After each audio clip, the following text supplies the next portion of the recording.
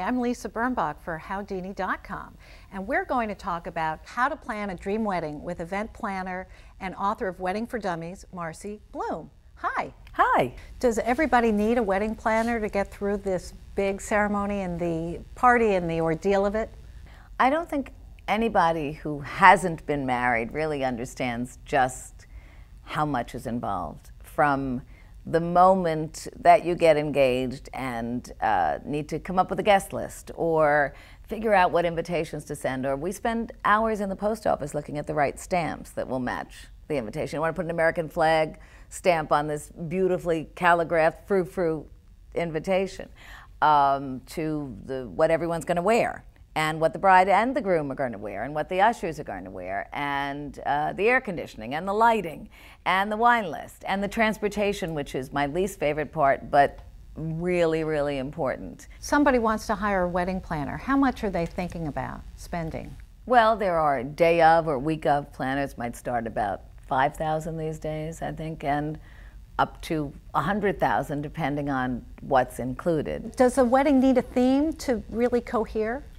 I think it's a good idea to have a hook. So even if the theme is a color, if it's pink and green, for example, the yuppie colors, so it keeps you on track so you're not all over the place.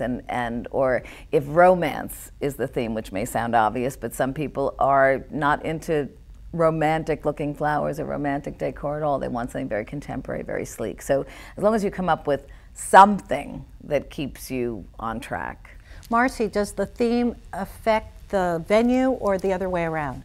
I think the venue is really affected only by the amount of people and the budget, frankly. The budget.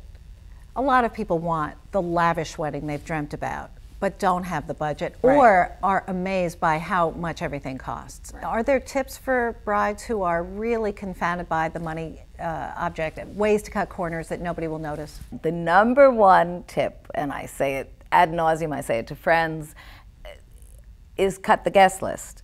No matter what, if you have 300 people to feed and to sit at tables and put centerpieces on the tables, and so it's the guest list, and then if you want to get married on a Saturday night in Los Angeles or San Francisco or New York City or Chicago, there's a premium for that. So a weekday wedding is a lot cheaper. Thursday nights, which have become more and more popular, even Friday nights, perhaps at least a third less expensive, and Thursday nights even less than that, or Sunday brunch or Sunday evenings. Everybody cannot get married on a Saturday night. Now, when somebody is going to see you to make an appointment to have you, Marcy, plan her wedding, right, she should be a little bit prepared, right? I'm very grateful when people are not fixated on a date for some romantic or karmic or astrological reason before we find a space, because if you're coming to me in September and you want to get married December 15th in Manhattan, and that you've had your heart set on it, there aren't any spaces left. Now, etiquette sort of suggests that you